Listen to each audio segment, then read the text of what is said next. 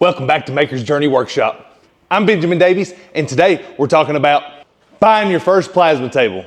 Today I'm gonna walk you through the things you should look out for, things that you should want, and buying the right setup that's gonna fit your needs in your shop even as you grow. Always remember that when buying a tool, it may not be the final tool. It may just be the tool that you need to get to the next step, next phase in your business. So don't get so hung up on that path of starting small and the next thing you know, you're 6 figures deep in a machine that you really can't afford anytime soon anyways. And today, I'm gonna break down all that for you. This video, not sponsored, so it's my unfiltered opinion of why I bought this machine and everything else that goes along with it. Let's get into it. I have zero interest in being in the sign making business. That's not why I bought this machine. I bought this machine because my business has finally got to a point to where I knew it would be really helpful for me to cut out real simple shapes like this. Spatula heads, burger presses, shovel blanks, gigantic pizza peel heads, and many other things. It's been incredibly helpful for that. Beforehand, I'd cut that out by myself, by hand, using an angle grinder. No fun, slow, and not nearly as accurate. This machine was out of my budget for so many years, and if it weren't for great companies like ShopSaver and all these other companies out there that are making them and they're becoming more of a accessible item to small shops like my own, they would still be skyrocket high. So the big three topics we're going to cover today is how much this costs to have a setup like this. Number one. Number two is we're going to talk about choosing the right size to fit your setup. And number three is trying to pick a brand that works best for you, because they're not all created equal. So this is a ShopSaver Sidekick 10. It's a 5x10 table, and it probably has a footprint of closer to about 6 foot by 12 feet. I knew I was getting ready to have the shop space when I bought this machine. We weren't even in this shop yet, and I figured I'd go ahead and buy one of the bigger tables on the market, and I'm glad I did. Now, bigger isn't always better. They also make 5x5 tables. They also make a 8x4 table, and I think they even make 4x4 tables, and I've seen them as small as like a 2x4. And for the most part, if you're just making smalls, all of those will work great because you can still order the sheets you need, cut them down to size to fit on your table, and store them in your shop. We actually do that a lot in our shop. I'll get some 5x5 sheets in and I'll over order whenever I need to order sheet metal because I don't have a forklift here at the shop. Just one of those things we hadn't got around to buying yet. It sounds silly, I know. Kind of put the cart before the horse on that one. But I'll cut these sheets down to 5x5 sections, and that way I can manage them in the shop. I'll be able to stage them and store them off to the side, and that way when I need something, I'm able to drag it over, land it up over on the side, and load it up. I usually don't mess with anything much bigger than a 1/4 inch sheet. But I still very much have a need for a 5x10 table because I'll get into cutting some crazy shapes that'll be 6-7 feet sometimes for either a sculpture template or fire screen doors. Used to I'd have to weld that stuff up. Now I just kind of draw a design out, sit back, click the button, and let it cut, and I love it. It makes life so much easier, so much less cleanup, so much less work to be done. If you're enjoying our video and you find this helpful or any of our other content helpful to you, do us a favor, smash that like button. It'd mean the world to us. Appreciate you. Let's get back into it. Just to be candid about price, so you have that information, but I think this machine ran me 28 to 30 grand in 2021, 2022 when I ordered it. The way they did it is you do a half down deposit, and at the time it was taking them about 6 months to make these and crank them out, and there was a holdup because we were waiting on this Hypertherm 105 sink, which is a beast of a machine. It's a 3-phase machine, and I knew I'd have 3 phases in this shop, so I went ahead and got it.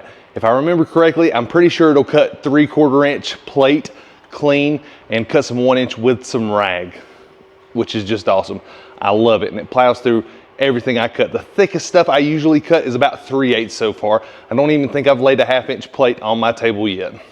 I do cut out a lot of 16 gauge, 12 gauge for some of those spatula heads and things that I was showing you earlier, and a lot of 1/4 inch for our burger presses, bacon presses, and things like that. That would take me forever to cut out on a bandsaw or with an angle grinder, and I would never be near as clean cutting it out by hand. I'm sure there's guys out there that are doing it. I've seen some of those guys with oxyacetylene torch that cut almost as clean as a table. I'm just not that guy. I'd rather focus my attention to the heating and beating part and automate as much of the rest of this in the shop that I can. So here's one of the cartridges that the 105 sink uses. It's actually a little bit different because it's got like,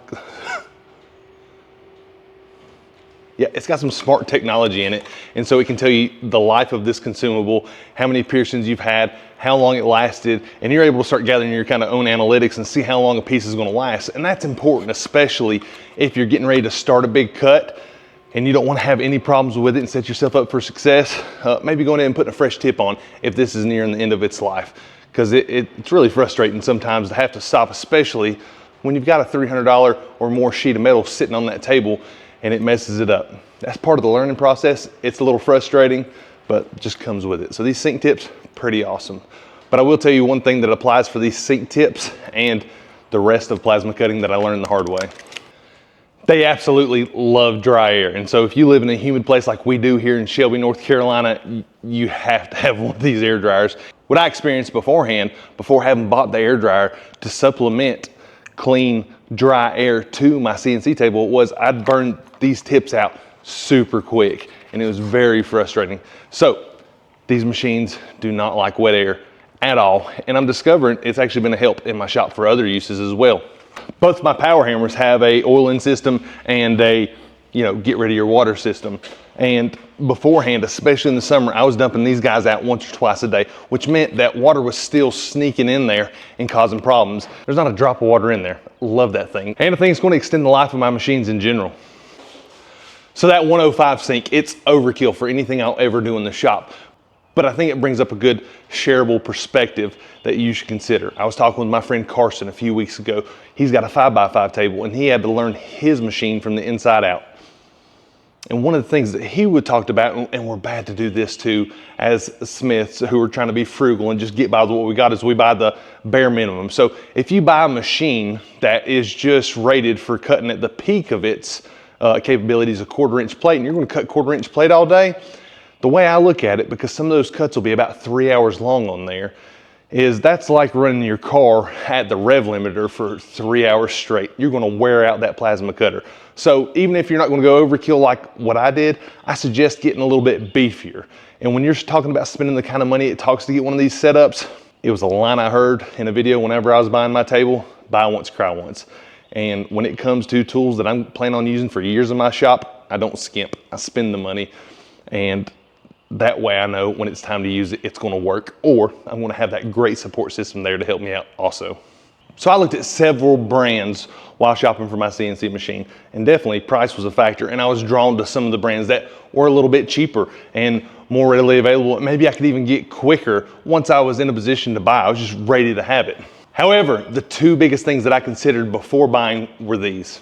I wanted a solid unit table, not one that came prepackaged on a skid that I had to assemble.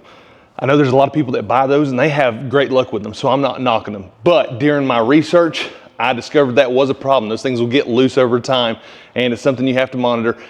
And it can be a really big cause of frustration to have to chase down when things aren't working right. So that was one thing that I knew I wanted. I knew I didn't want something that arrived that I had to bolt together and put together myself.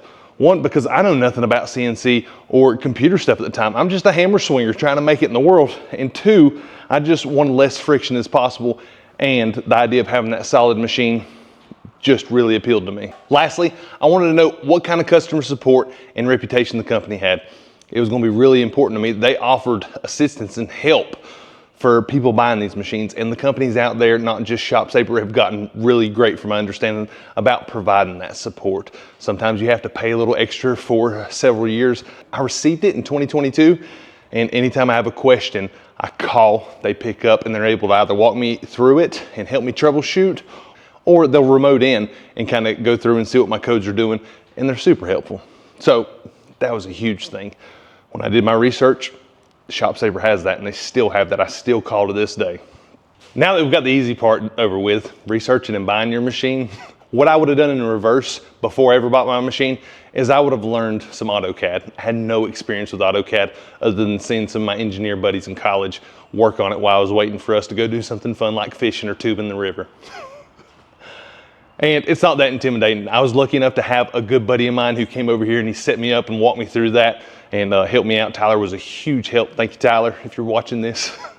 And then secondly, it's just time. It just takes a lot of time. So I remember locking myself in that office back there and dedicating days on end to learn how to cut out simple shapes that I can now go back and draw up in 5 minutes. If, like me, you were totally new to AutoCAD and have no idea, but just really like the idea of having one of these machines in your shop, join us next week as I walk you through some simple tips and tricks to really speed you up cutting out some of these simple shapes in the shop. Hey, thank you so much for watching today. Don't forget to smash that subscribe button. And until next time, I'm Benjamin Davies, and this is Maker's Journey Workshop.